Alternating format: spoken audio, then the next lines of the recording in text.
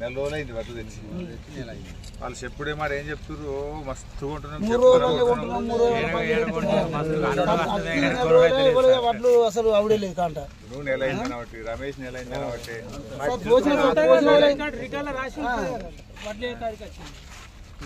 ఈ ఊరు ఒకటే కాదు సార్ ప్రతి గ్రామంలో ఆరేపల్లి 1 month అయింది ఒకటే గ్రామం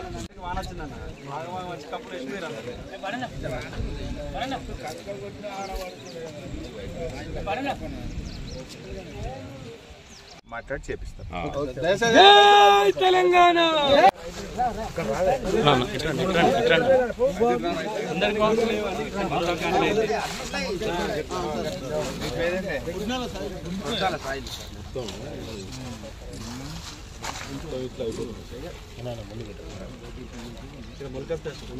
జిల్లాలో 2,97,000 ఎకరాల్లో వడ్లు పండినాయి.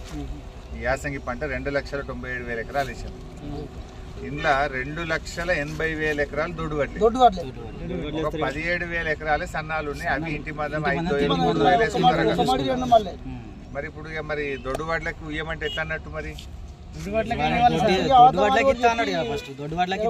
బాండ్ పేపర్ మీద రాసిచ్చారు కదా నెలకొన్నప్పుడు. బాండ్ పేపర్ మీద ఏం రాసిండ్రు? మేము రాగానే 100 రోజుల్లో వడ్లకు బోనస్ ఇస్తాం, 500 బోనస్ 100 రోజులు ఇస్తాం. 180 రోజులు అయింది. 180 రోజులు అయింది. సన్నాలకు ఇస్తామని సన్నాయి నొక్కులు నొక్కుతురు. మరి ఈ మాట నేను అంటే ఆ వ్యవసాయ శాఖ మంత్రి అంటుండు బాగా మొరుగుతురు కొంతమంది అంటుండు. ఇప్పుడు మీరు మొరుగుతున్నట్ట? మరి ఏమంటే రూపాయికి 95 పైసలు దొడ్డు వడ్లే వండుతాయి, 5 పైసలే సన్నాలు. అవి ఇంటి మందం వేసుకుంటారు చాలా మంది, అంతే తిండి గింజల మందం. నువ్వు వాటికి బోనస్ ఇస్తా అంటే ఇది ఎగబెట్టుడు కాకపోతే ఏంటి? నువ్వు అన్ని వాటికి ఇవ్వాలి కదా. నువ్వు అప్పుడు ఎలక్షన్లు డబ్బల ఓట్లు పడక ముందు సన్నాలకి ఇస్తా అని చెప్తే నిన్ను పొల్లు పొల్లు చేస్తారు. అప్పుడేమో ఏం చెప్పబోతుంది? బాండ్ పేపర్ మీద రాసిచ్చారు ఏమని? 15,000 రైతు బంధిస్తామని, వడ్లకు 500 బోనస్ ఇస్తామని అన్నారు కదా. ఇప్పుడు ఆ బోనస్ ఇప్పుడు అప్పుడేమో వడ్లు అన్నారు, అప్పుడు సన్నటి మరి ఇప్పుడు ఓన్లీ సన్నాలకు ఇస్తా అంటే ఇది మన జగిత్యాల జిల్లాలో అసలు పడతాయి సన్నాలు? విషయంలో దయచేసి మీరు అందరు గట్టిగా ఉంటే మేము అసెంబ్లీలో కొట్లాడతాం. మీకు అసెంబ్లీలో దుమ్ము లేపేస్తాం, వీళ్ళ సంగతి చెప్తాము.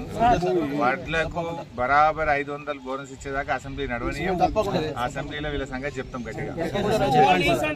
ఇప్పుడు నేను ఈ మాట అంటే వాళ్ళు మరుగుతున్నాడు అంటుడు. మరుగుడు అంటే కుక్కలు అన్నట్టే కదా. వ్యవసాయ శాఖ మంత్రి మాట్లాడే భాష నాది. నువ్వు ఆ రోజు బాండ్ పేపర్ మీద రాసిచ్చి మీ సెల్ ఫోన్లలో మెసేజ్లు పంపిరు, అదుకుందా మీకు? ఆ బాండ్ పేపర్ ను మీ ఫోన్ లో పంపించారు. పంపించి ఇగో మీకు మేము రాగానే గవర్నమెంట్ రాగానే 4,000 పింఛన్ ఇస్తాం, వడ్లకు బోనస్ ఇస్తాం, 15,000 రైతు బంధు ఇస్తామని ప్రతి ఫోన్ కు పంపారు. సంతకాలు పెట్టి బాండ్ పేపర్లు ఇంటింటికి వచ్చారు. గ్యారంటీ కార్డులని పంచారు.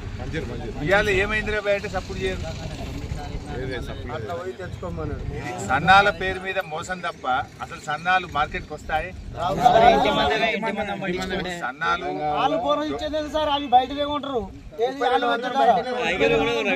వడ్లు 30 క్వింటాలు పడతాయి.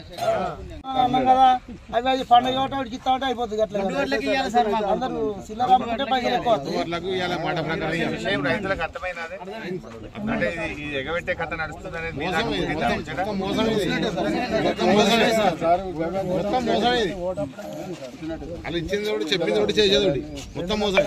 మళ్ళీ ఇప్పుడు అసెంబ్లీ స్టార్ట్ అవుతుంది. గట్టిగా కొట్లాడతా మీకు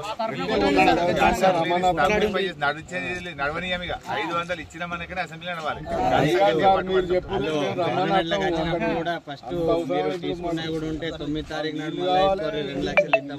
మీరు వస్తారా అసెంబ్లీకి? మరి అసెంబ్లీ చాలా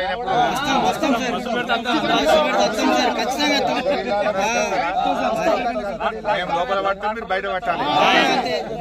రైతుల సత్తా ఏందో చూపిద్దాం, రైతు బలం ఏందో రైతు సత్తా ఏందో చూపిద్దాం. మేము లోపల పడతాం, మీరు బయట పడతాం. ఎట్లా రాదో బోనస్ చూద్దాం. అన్ని వాటికి ఇవ్వాలి బోనస్. ఇచ్చిన మాట ప్రకారంగా అన్ని రకాల వాటికి బోనస్ ఇవ్వాలని పట్టుకుంటాం గట్టిగా. పట్టుకోమంటారు కదా, మీకోసం కొట్లాడతాం గట్టిగా.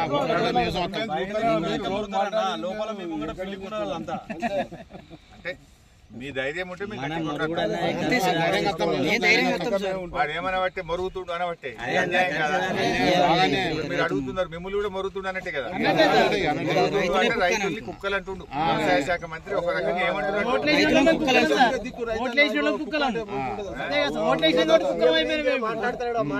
సార్ వాళ్ళంతా సింపతితో గెలిచారు సార్. 2-3 సార్లు ఓడిపోయిన వాళ్ళు కళ్ళ ముంగట పోయి ఇవాళ ఆయన ఏడుస్తా ఉంటే ఆయనను సముదాయించలేకపోతా ఉన్నాం. ఆయన అంటున్నాడు స్పష్టంగా, నేను రాసిచ్చినా, నేను కంప్లైంట్ ఇచ్చినా దీని వెనుక జూపల్లి కృష్ణారావు ఉన్నాడని. కానీ పోలీసులు నా మీద ఒత్తిడి తెస్తా ఉన్నారు, జూపల్లి కృష్ణారావు పేరు పెట్టవద్దని ఒత్తిడి తెస్తున్నారని చెప్పి ఆ మరణించిన శ్రీధర్ రెడ్డి గారి తండ్రి గారు చెప్తా ఉన్నారు. ఇది ఏ రకమైన ప్రభుత్వమో ఆలోచన చేయాలి. రాహుల్ గాంధీ చెప్తుంటాడు ఢిల్లీలో పెద్ద పెద్ద మాటలు, మొహబ్బత్ కి దుకాన్ అని మాట్లాడతాడు. ఇదేనా నీ మొహబ్బత్ కి దుకాన్ రాహుల్ గాంధీ అని నేను అడుగుతా ఉన్నా.